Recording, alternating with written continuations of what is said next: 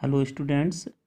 हम लोगों ने लास्ट टॉपिक में केमिस्ट्री के chemical reaction class 10th single displacement reaction को डिस्कस किया था।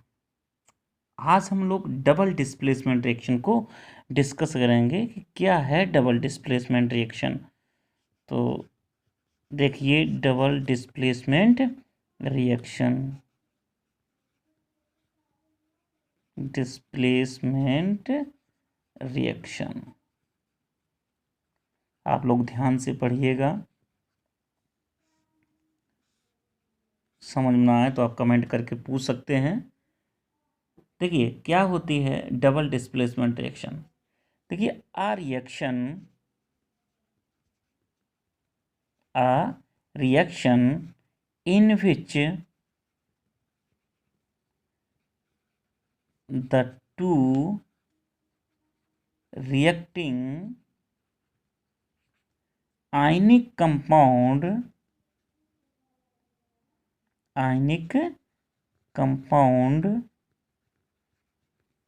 exchange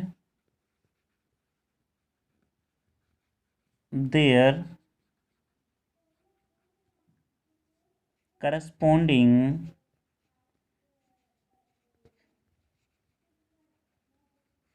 corresponding ions is called double displacement reaction।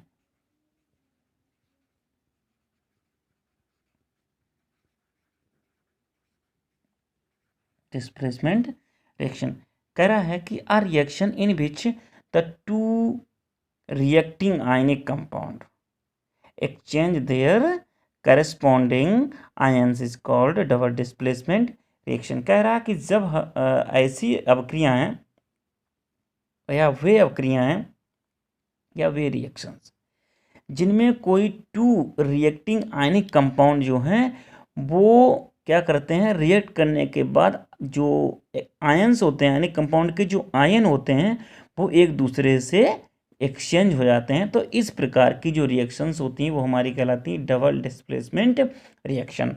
बेटा एग्जाम्पल देखो, क्लियर हो जाएगा बिल्कुल। यदि हम एक्वा सोल्यूशन सिल्वर नाइट्रेट का AgNO3, हम एक्वा सोल्यूशन को A से डिनोट कर रहे हैं। ये हमारा हो गया सिल्वर नाइट्रेट। सिल्वर नाइट्रेट को जब सोडियम क्लोराइड के साथ, ये भी हमारा कैसा सोल्यूशन होगा, एक्वा सोल्यूशन। जब या कहें when AgNO3 aqua solution of silver nitrate react with aqua solution of sodium chloride to form NaNO3 sodium nitrate, ये भी कैसा बनेगा, एक्वा सोल्यूशन बनेगा सोडियम नाइट्रेट का। प्लस ये आपका बनेगा वाइट प्रेसिपिटेट बनेगा सिल्वर क्लोराइड का AgCl। अब वो भी कैसा, सॉरी हाँ AgCl, वो भी कैसा बनेगा बेटा, सॉलिड। यस के फॉर्म में हम इसको देखो डिनोट कर रहे हैं। तो ये आपका हो गया सिल्वर क्लोराइड और ये आपका होगा NaNO3 सोडियम नाइट्रेट का एक्वा सोल्यूशन यहाँ प्राप्त होगा। ये आपका सिल्वर जो क्लोराइड है ये आपको वाइट प्रेसिपिटेट आपको प्राप्त होगा, वाइट जो है कलर है उसका प्राप्त होगा। हम एक रिएक्शन और देख लेते हैं बेटा। यदि हम बेरियम क्लोराइड को VaCl2 एक्वा सोल्यूशन लेते हैं बेरियम क्लोराइड का और बेरियम क्लोराइड को रिएक्ट कराते हैं H2SO4 हाइड्रोजन सल्फेट कहें या सल्फ्यूरिक एसिड के साथ, जब इसको रिएक्ट कराते हैं तो क्या प्राप्त होता है बेटा, हाइड्रोक्लोरिक एसिड। इसका हमें एक्वा सोल्यूशन प्राप्त होगा और बेरियम सल्फेट हमें प्राप्त होगा। क्लियर, ये आपका क्लियर हो गया। फिर आपकी जो नेक्स्ट रिएक्शन वो आपकी है डिकम्पोजिशन रिएक्शन। देखिए क्या है decomposition reaction.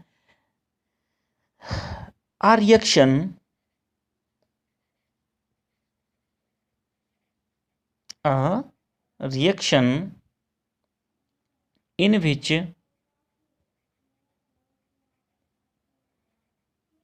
a substance is broken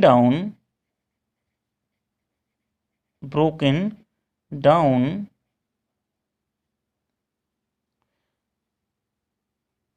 into two or more simpler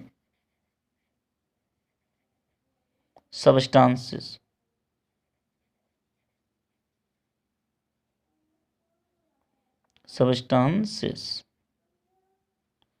Is known as decomposition reaction. Decomposition reaction. क्या कहने का मतलब है, कह रहा ऐसी अभिक्रियाएं जिनमें कोई सब्सटेंस क्या होते हैं, ब्रेक डाउन होते हैं, ब्रोकन डाउन होता है, टूटते हैं, दो या दो से अधिक सब्सटेंस में टूट जाते हैं, तो ऐसी अभिक्रियाएं हमारी क्या कहलाती हैं, डिकम्पोजिशन रिएक्शन।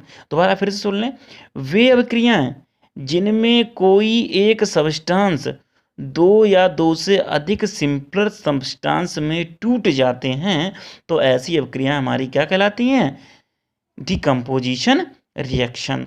डिकम्पोजिशन रिएक्शन का एग्जाम्पल देखिए बेटा, देखिए एग्जाम्पल इसका, CaCO3, हम कैल्शियम कार्बोनेट को क्या करते हैं, हीट करते हैं, तो ये calcium oxide plus CO2 gas में ब्रेक हो जाएगा। क्या करेंगे, यहाँ पे हीटिंग करेंगे। ये हमारा हीटिंग किया, क्या हमारा था, ये कैल्शियम कार्बोनेट, ये हमारा कैल्शियम कार्बोनेट हो गया, ये हमारा कैल्शियम ऑक्साइड और ये हमारी कार्बन डाइऑक्साइड गैस है। तो जब कैल्शियम कार्बोनेट को हीट किया गया तो ये कैल्शियम ऑक्साइड और CO2 गैस में ब्रेक हो गया। तो इस प्रकार ये दो या दो से अधिक सब्सटेंस में टूट गया। अगर हम चाहें तो इनको हम क्या नहीं कर सकते हैं, इनको हम रिवर्स नहीं कर सकते हैं। तो डिकम्पोजिशन रिएक्शन जो है commonly known as irreversible reaction भी कही जाती हैं, अंतःक्रमणीय अभिक्रियाएं भी कही जाती हैं। क्यों, क्योंकि जो रिएक्टेंट होते हैं उनको हम जब हीट करते हैं या किसी कैटालिस्ट के माध्यम से उनको जब हम रिएक्ट करते हैं तो वह प्रोडक्ट तो देती हैं, लेकिन प्रोडक्ट जो हैं फिर से कन्वर्ट होकर रिएक्टेंट नहीं बनाते हैं। ये डिकम्पोजिशन की जो है वो खूबी है। इसीलिए डिकम्पोजिशन रिएक्शन को क्या कहा जाता है, इरिवर्सिबल रिएक्शन भी कहा जाता है। डिकम्पोजिशन रिएक्शन है आपकी टू टाइप की होती हैं। हम आपको एग्जाम्पल देते हैं। एक तो आपकी थर्मल डिकम्पोजिशन रिएक्शन है, एक आपकी फर्स्ट है, इसमें हम एग्जाम्पल देते हैं थर्मल। थर्मल का मतलब होता है बेटा हीट, थर्मल का मतलब क्या होता है, हीट। तो थर्मल डिकम्पोजिशन रिएक्शन, यदि हम पोटेशियम क्लोराइड को, पोटेशियम क्लोराइड का फार्मूला क्या होगा, KClO3, ये सॉलिड के फॉर्म में हम इसको ले रहे हैं। पोटेशियम क्लोराइड हमारा ये क्या है, पोटेशियम क्लोराइड, इसको हम क्या करते हैं, हीट करते हैं या इसमें हीटिंग करते हैं। तो हीट किया तो ये हमारा पोटेशियम क्लोराइड में और ऑक्सीजन गैस में ये टूट जाता है। किस में टूट जाएगा, ऑक्सीजन गैस में टूट जाएगा। क्या किया हमने, कह रहे हैं कि फैन जब पोटेशियम क्लोराइड को हीट करते हैं तो ये दो सिंपलेस्ट सब्सटेंस में ब्रेक हो गया। किसमें किसमें, पोटेशियम क्लोराइड, ये हमारा KCl क्या है, पोटेशियम क्लोराइड, और ऑक्सीजन ये हमारी O2 जो है वो ऑक्सीजन है। तो अगर हम इनको क्या करें, फिर से अगर कन्वर्ट करें तो ये हमारा रिएक्टेंट नहीं बनाएगा। तो इस प्रकार जो है थर्म मतलब हीट के द्वारा, ऊष्मा के द्वारा प्रभावित होने वाली जो प्रक्रियाएं हैं वो थर्मल डिकम्पोजिशन रिएक्शन कहलाएंगे। सेकेंड इसका है electrolytic decomposition reaction, electrolytic decomposition reaction. तो बेटा देखिए इलेक्ट्रोलिटिक में क्या होता है, इलेक्ट्रोलिटिक में क्या होता है, को हम इलेक्ट्रिसिटी जो है वो क्या करते हैं, जनरेट करते हैं, प्रभावित करते हैं, है ना। देखिए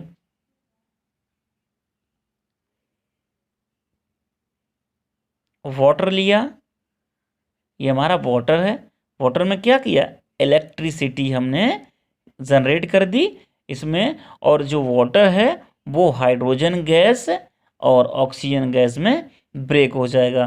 तो इस प्रकार की जो रिएक्शंस होंगी वो हमारी क्या कहलाएंगी, इलेक्ट्रोलिटिक डिकम्पोजिशन रिएक्शन। तो आप समझ गए होंगे कि डिकम्पोजिशन रिएक्शन जो है वो आपकी दो प्रकार की होती है, थर्मल डिकम्पोजिशन रिएक्शन और दूसरी है इलेक्ट्रोलिटिक डिकम्पोजिशन रिएक्शन। ये सेकंड वाली आपकी है इलेक्ट्रोलिटिक डिकम्पोजिशन रिएक्शन। तो इसमें एग्जाम्पल हमारा है वाटर। वाटर में अगर हम क्या करेंगे, इलेक्ट्रिसिटी जनरेट कर दें तो ये हाइड्रोजन गैस और ऑक्सीजन गैस में ब्रेक हो जाएगी।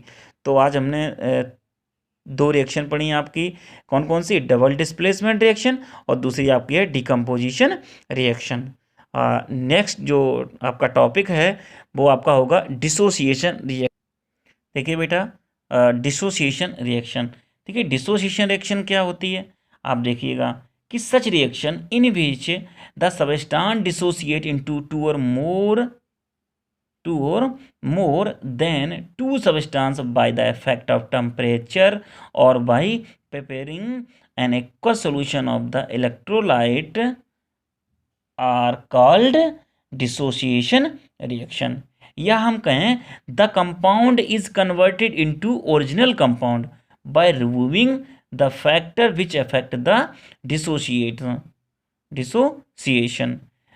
It is commonly called reversible reaction भी कहते हैं। कहने का मतलब ये है कि ये ऐसी अवक्रियाएं हैं, है ना, ये ऐसी अवक्रियाएं हैं जिनमें कोई एक सब्सटेंस टू और मोर सिंपल सब्सटेंस में ब्रेक हो जाता है by the effect of temperature के द्वारा। लेकिन इन जो सिंपल सब्सटेंस जो बनते हैं इनको हम पुनः फिर से रिवर्स करके कैसे क्या कर सकते हैं, उनको पुनः करके हम उसी सब्सटेंस में कन्वर्ट कर सकते हैं जो उनकी ओरिजिनल स्टेट होती है।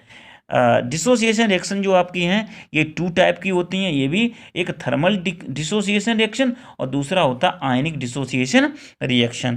तो पहला हम आपको बताएंगे थर्मल डिसोसिएशन रिएक्शन, थर्मल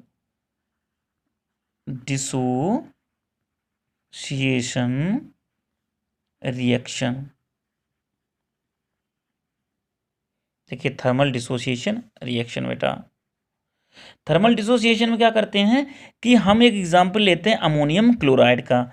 हम अमोनियम क्लोराइड को क्या करते हैं, हम इसको हीट करते हैं। इसको हमने हीट किया बेटा, ये एक तरफ, ये दूसरी तरफ, इसको इधर कूल करेंगे। ये जब हम इसको हीट करेंगे उस टाइम क्या होगा कि जो अमोनियम क्लोराइड है ये अमोनिया गैस और हाइड्रोक्लोरिक एसिड में कन्वर्ट हो जाएगा। तो हम ये हमारा क्या है, रिएक्टेंट है, कोई वन सब्सटेंस है, ये हमारा हीट करने के बाद क्या हो गया, टू या मोर सब्सटेंस में सिंपल सब्सटेंस में ब्रेक हो गया। अगर हम पुनः इसको कूल कर दें, इसके टेम्परेचर को रिमूव कर दें तो फिर से हमारे रिएक्टेंट में ये कन्वर्ट हो जाएगा। ये हमारा कहलाएगा रिएक्टेंट और ये हमारे कहलाएंगे प्रोडक्ट। एक बात जानिए कि जिस तरफ टेल होती है, जिस तरफ एरो की टेल होती है वो हमारा रिएक्टेंट होता है और जिस तरफ हेड होता है एरो का वो हमेशा प्रोडक्ट होता है। इस NH4Cl को हीट कर रहे हैं तो ये एरो यहाँ पे ये हेड है, ये हमारी टेल है, तो ये रिएक्टेंट है और ये प्रोडक्ट है। लेकिन जब ये रिवर्स हो रही है तो इसकी टेल ये है, तो इसका मतलब ये हमारा क्या है, अब ये रिएक्टेंट और ये प्रोडक्ट हो गया। मतलब ये पुनः कन्वर्ट होते रहते हैं, रिएक्टेंट और प्रोडक्ट में कन्वर्ट होते रहते हैं, रिवर्सिबल होते रहते हैं। तो ये थर्मल डिसोसिएशन रिएक्शन हो गई। या हम दूसरा एग्जाम्पल लेते हैं PCl5 को भी हमने हीट किया तो PCl5 PCl3 फास्फोरस पेंटाक्लोराइड इसको कहेंगे और ये हमारा फास्फोरस ट्राइक्लोराइड हो जाएगा और ये हमारी क्लोरीन गैस रिमूव हो जाएगा। अगर हम फिर से इसको कूल कर दें तो फिर से हमारा फास्फोरस पेंटाक्लोराइड बन जाएगा। सेकेंड हमारा होगा आयनिक डिसोसिएशन रिएक्शन। ये हमारा आयनिक डिसोसिएशन रिएक्शन।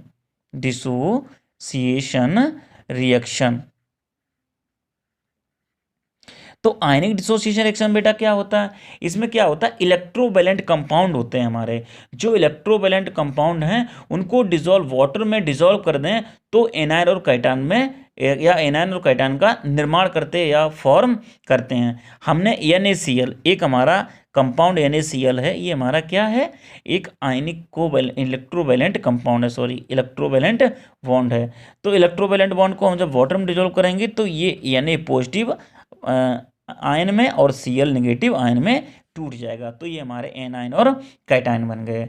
बात क्लियर हो रही होगी आपको, है ना। ये आपका एनायन है सोडियम और ये आपका कैटायन है। तो इस प्रकार से आपने आज जो रिएक्शन है 3 कंप्लीट कर ली हैं। Double displacement reaction, decomposition reaction और आपका हो गया डिसोसिएशन रिएक्शन। नेक्स्ट रिएक्शन आपकी होगी एक्जोथर्मिक, एंडोथर्मिक। वो रिएक्शन जो है आपकी नेक्स्ट वीडियो में